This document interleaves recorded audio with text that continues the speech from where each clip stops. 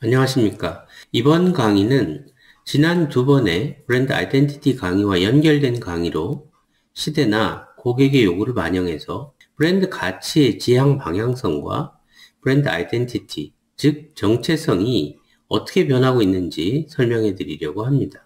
이와 관련해서 다양한 개념들과 새로운 정의들을 소개함으로써 브랜드의 가치와 정체성의 변화 트렌드를 여러분께 알려드리겠습니다.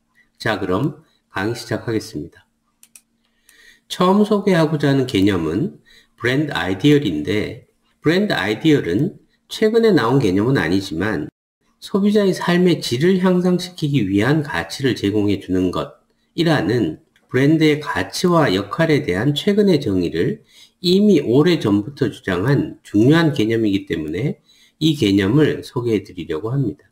브랜드 아이디얼은 브랜드 이상점이라고 해석할 수 있는데 1984년에 P&G의 짐 스탱겔은 P&G가 추구해야 할 이상점을 찾고 이를 실현하고자 했습니다. 그는 소비자들의 삶의 질을 향상시킬 수 있는 방법이 무엇일까에 기반해서 P&G의 모든 비즈니스에 명확한 목표를 설정해서 강력한 성장 기반을 구축해야 한다고 주장했습니다. 브랜드 아이디얼은 소비자의 삶의 질을 향상하기 위해 기업의 모든 구성원에게 공유된 브랜드의 지향점입니다. 브랜드나 기업이 지향해야 할 한층 높은 차원의 목표를 말하며 브랜드가 왜 존재하는지, 브랜드가 세상에 어떻게 영향을 주고자 하는지를 정의하는 것인데, 이전에 저희 강의 브랜드 역할이 변했다에서 설명한 브랜드의 목적, 즉 브랜드 퍼포즈와 크게 다르지 않은 개념이죠. 그렇게 보면 브랜드가 가야 할 궁극적인 방향을 이미 1984년부터 짐 스탱겔이 제시한 겁니다. 이러한 스탱겔의 주장은 진정으로 지속 가능한 비즈니스 모델이란 인간의 삶의 질을 향상시키는 인간의 본질적인 가치와 연결되어 있어야 한다는 것이고, 기업과 소비자가 동일한 가치를 공유해서 장기적으로 관계를 유지할 수 있다는 것입니다. 따라서 기업의 지향 목표는 비즈니스 중심적, 내부 중심적이 아니라 고객 지향적이어야 한다고 주장했던 겁니다. 브랜드 아이디얼은 고객 중심적으로 고객의 삶에 의미 있는 가치를 만들어 주고자 하는 것입니다. 글로벌 기업들이 설정한 브랜드 아이디얼 몇 가지를 살펴보겠습니다. 구글의 브랜드 아이디얼은 전 세계의 정보를 체계화해서 사람들이 유용하게 사용하도록 함으로써 삶의 질을 높여주고자 하는 것입니다. 애플의 브랜드 아이디얼은 사람들이 스스로 창의적으로 탐구해서 자기 스스로를 표현할 수 있게 함으로써 삶의 질을 높여주려고 하고, 코카콜라는 사람들에게 어떤 순간이 행복한 순간인지를 알려줘서 사람들이 행복한 순간을 누리면서 즐겁게 삶을 영위할 수 있도록 하고자 하고, 도브는 모든 여성들이 그들의 독특한 아름다움을 찬양하고 자신감 있고 당당하게 삶을 살아가도록 독려하며,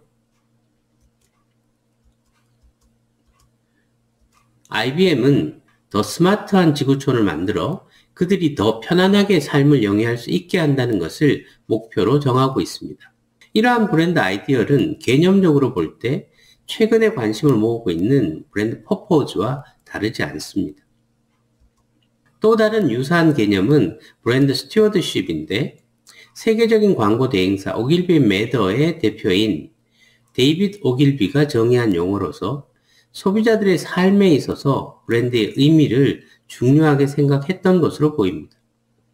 그는 브랜드 스튜어드십을 브랜드의 탄생에서부터 성장하는 과정 내내 지속적으로 시장 가치를 높임으로써 그 브랜드를 구입하거나 사용하는 소비자들의 삶에 있어서 브랜드가 어떤 의미를 갖게 해주는 것이라고 정의하고, 소비자의 삶에 의미 있다고 인정되는 가치를 브랜드가 창조해서 소비자들에게 전달하는 것이 브랜드의 역할이라고 생각한 겁니다. 이러한 브랜드의 역할에 대한 생각은 짐 스탱겔의 브랜드 아이디얼 정신과 맞닿아 있습니다. 이 브랜드 스튜어드십의 전략적 의미는 소비자와 브랜드 간의 관계를 이해하고 발전시키고 향상시키기 위한 것이며, 브랜드 자산을 창조하고 유지하는 브랜드 약속과 브랜드의 관계를 지속하기 위한 장기적인 접근이고 브랜드가 장기적으로 건강해지는 방법인 것입니다. 브랜드 아이덴티티의 진화된 개념인 아이덴티티 로열티는 와튼 스쿨의 리드 교수가 2005년에 처음 소개한 개념인데 브랜드 아이덴티티를 개성으로까지 확대한 것입니다. 최근 소비자들은 브랜드를 자신의 개성을 표현하는 수단으로도 사용하고 있기 때문에 브랜드의 가치와 타겟의 지향 가치를 일치시켜서 고객과 브랜드를 연결하는 데 도움을 줄 뿐만 아니라 브랜드의 개성을 타겟의 개성과 일치시키면 브랜드에 대한 고객 로열티가 더 강화될 것이라는 겁니다. 디지털 시대 마케팅의 가장 중요한 목표와 마케팅 수단이 바로 브랜드에 대한 고객 로열티이기 때문에 개성조차 일치시키면, 즉 브랜드 아이덴티티 로열티가 형성이 되면 브랜드에 대한 고객 로열티가 더욱 강화될 것이라는 것입니다. 소비자들이 자신의 개성을 표현하는 데 사용하는 브랜드, 그래서 다른 사람에게 추천하고 싶을 만큼 강하게 믿고 있는 브랜드라면 그것이 바로 로열티 아이덴티티가 형성된 것입니다. 앞서 언급한 것처럼 아이덴티티 로열티가 반영된 브랜드 로열티는 타겟 고객과 브랜드 간 지향하는 가치가 일치되고 타겟 고객과 브랜드 간 개성이 일치되는 상태를 말합니다. 궁극적으로 이상적인 아이덴티티는 모든 중요한 측면에서 타겟 고객과 브랜드가 하나가 되는 상황을 만들어내는 것입니다. 고객과 브랜드를 보다 완벽하게 동일시해서 일체화시킴으로써 타겟 고객과 브랜드가 보다 긴밀한 관계를 형성하게 해서 브랜드 로열티를 강화하는 것입니다. 디지털 시대 마케팅의 가장 중요한 목표와 마케팅 수단이 바로 브랜드에 대한 고객 로열티이기 때문에 타겟 고객과 브랜드 간 개성조차 일치시키면 브랜드에 대한 고객 로열티가 더욱 강해질 것이라는 것입니다. 특히 소비자들이 자신의 개성을 표현하는 데 사용하거나 상징성이 강한 카테고리의 브랜드들은 전략적으로 아이덴티티 로열티를 극대화하려는 노력을 할 필요가 있습니다. 아이덴티티 로열티가 효과적인 카테고리는 어떤 카테고리일까요? 명품 브랜드나 패션 브랜드들은 말할 것도 없고 스타벅스 커피나 나이키, 그리고 최근에는 아웃도어 브랜드들도 타겟 고객의 개성과 브랜드 아이덴티티를 일치시키려고 노력합니다.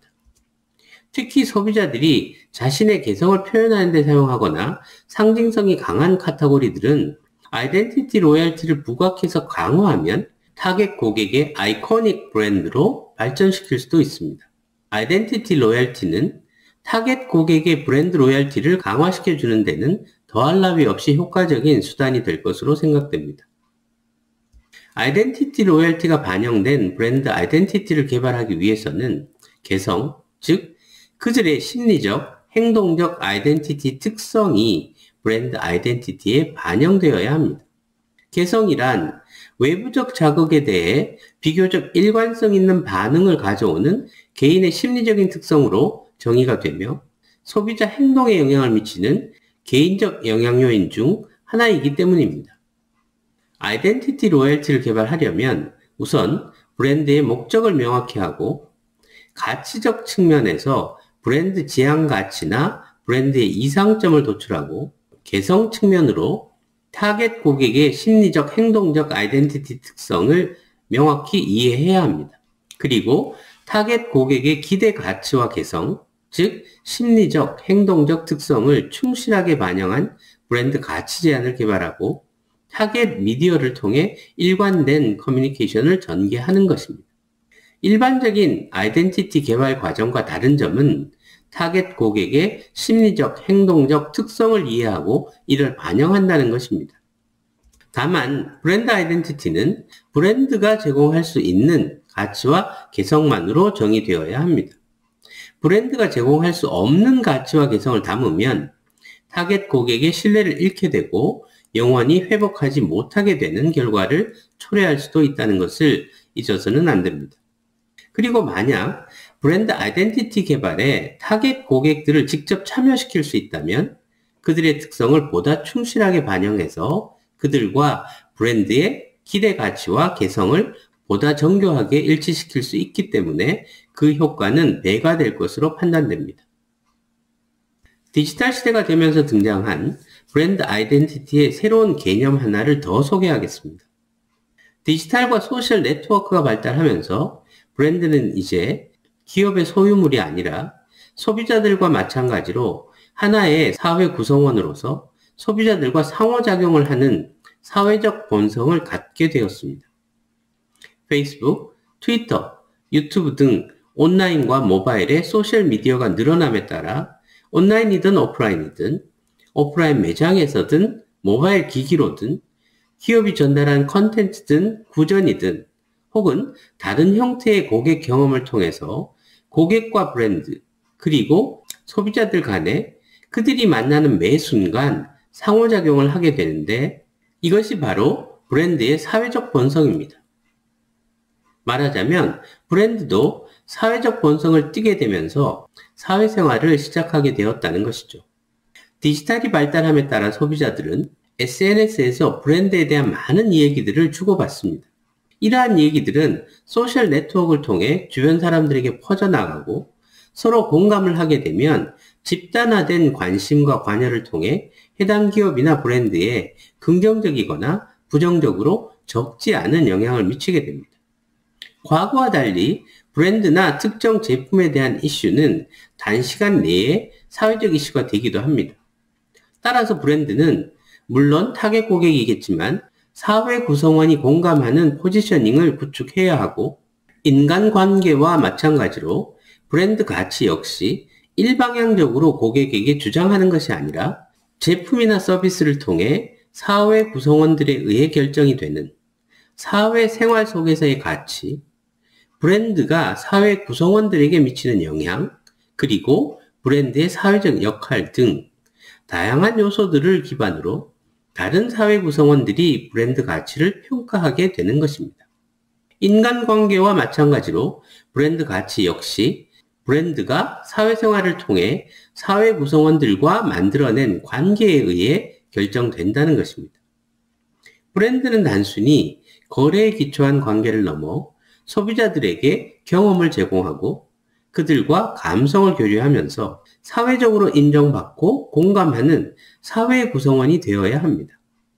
따라서 브랜드 아이덴티티 역시 과거와 달리 브랜드의 지향 방향성을 명확하게 설정하기 위한 기업 내부적인 전략 도구가 아니라 고객과 브랜드가 공유할 가치를 정의하고 고객들과 인식을 공유하는 하나의 약속이 된 것입니다. 이처럼 사회적 본성을 띤 브랜드 아이덴티티를 브랜드 소셜 아이덴티티라고 정의합니다. 이미 사회적 본성을 가진 브랜드 아이덴티티는 브랜드의 소셜 아이덴티티로 그 역할이 변화해야 할 것입니다. 반복해서 강조하지만 브랜드 아이덴티티는 디지털 시대에 더욱 중요해진 브랜드 로열티 구축에 커다란 영향을 미치는데 저의 이전 강의 브랜드 역할이 변했다에서 설명했듯이 디지털 시대에는 고객들이 그들이 중요하게 생각하는 가치를 표현하고 기업이나 브랜드가 이를 구현해 주기를 기대합니다. 또한 디지털 시대가 되면서 고객들의 사회적 가치에 대한 관심이 커졌기 때문에 브랜드 아이덴티티 자체가 사회적 가치를 담고 있어야 하는 환경이 되었습니다.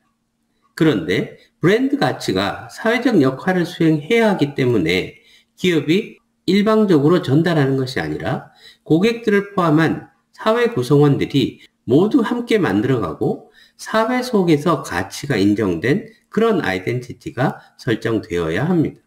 즉, 사회 구성원인 고객들이 개인적으로 그리고 사회적으로 지향하는 가치를 담고 있어야 한다는 것입니다.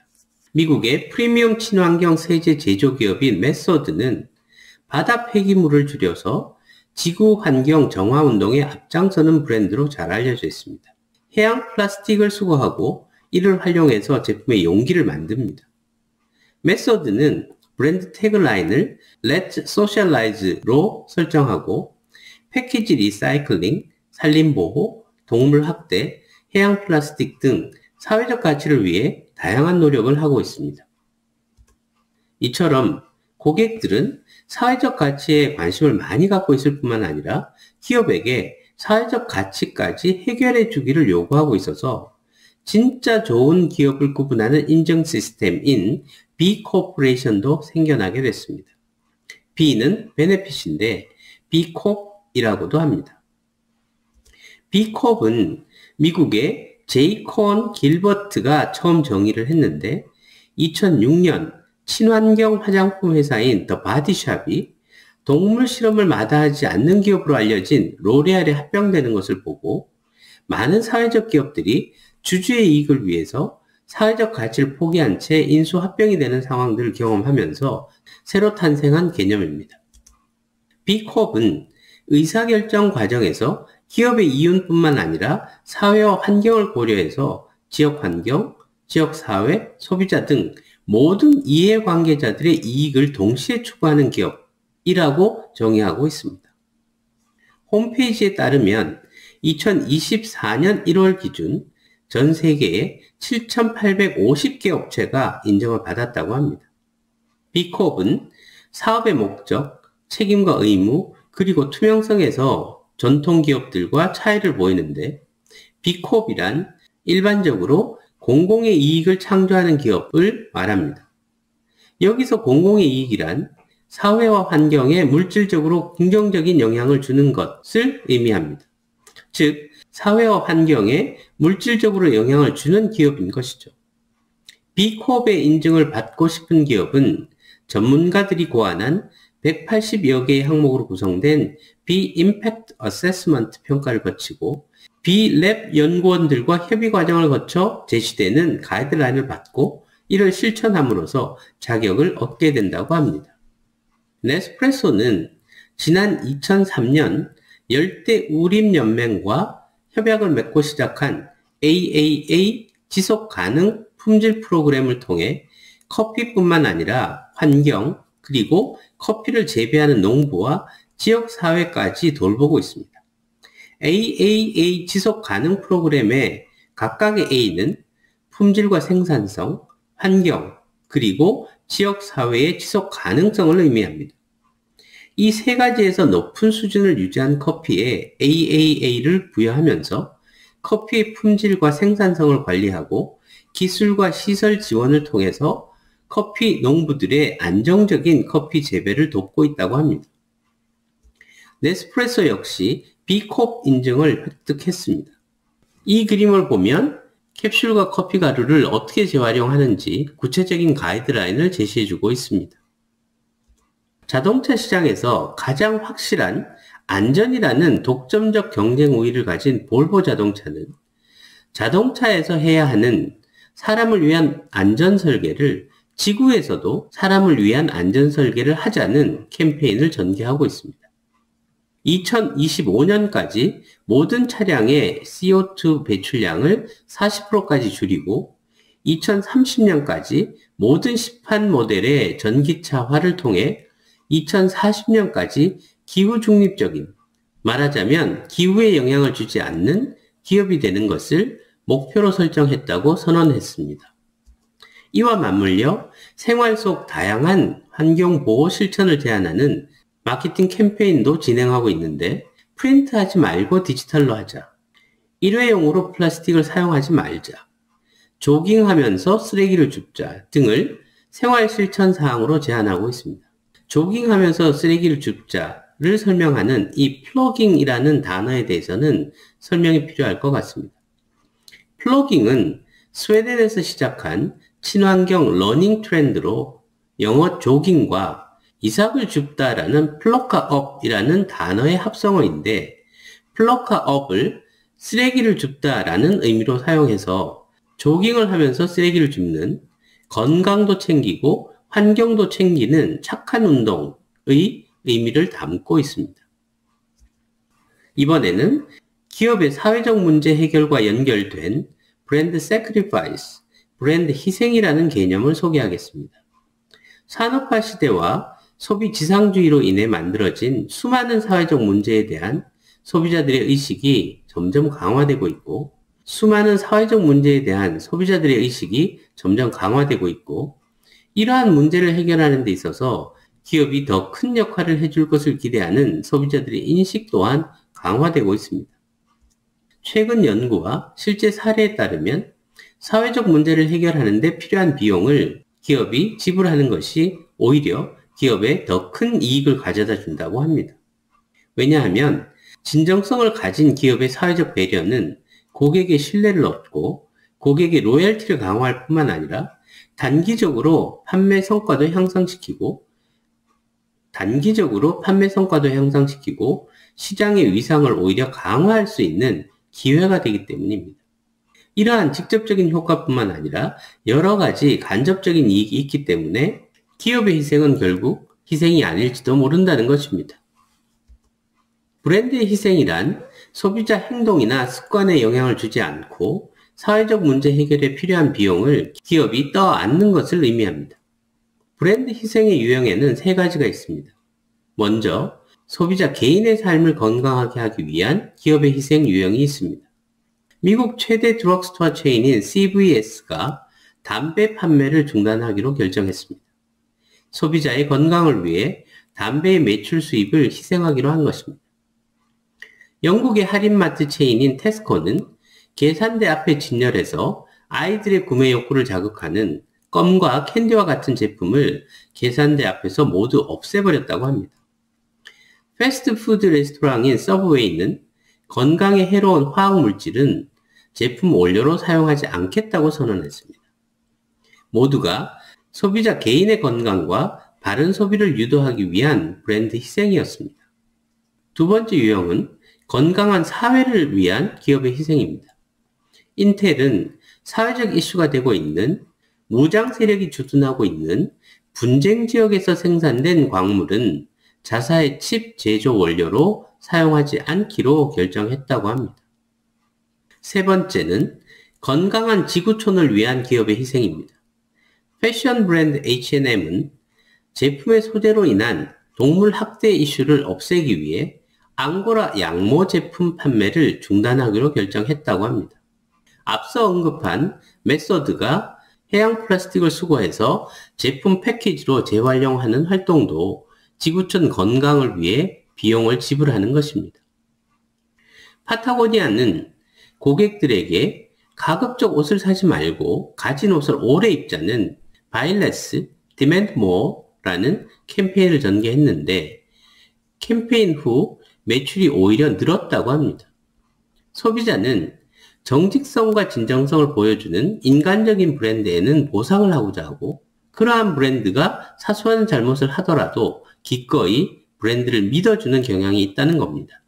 멕시칸 레스토랑 치폴레는 한 공급업자가 회사에서 마련한 동물 보호 규정을 어겼다는 이유로 그 공급업자 제품을 사용했을 것으로 추정되는 일부 레스토랑에서 돼지고기로 만든 제품 판매를 전면 중단했다고 합니다. 치폴레의 약속은 인도적인 조건에서 무항생제로 키운 동물고기만 사용하기로 한다는 것입니다. 자, 이것으로 최근의 브랜드 가치의 지향성과 진화된 브랜드 아이덴티티의 개념을 소개해 드렸습니다. 진화의 방향은 뚜렷했습니다. 보다 소비자 지향적이고 사회적 가치를 기업이 케어하는 방향으로 마케팅의 방향이 진화하고 있다는 명확한 메시지를 읽을 수 있었습니다. 자, 그럼 이번 강의를 마치겠습니다. 강의 잘 들어주셔서 고맙습니다.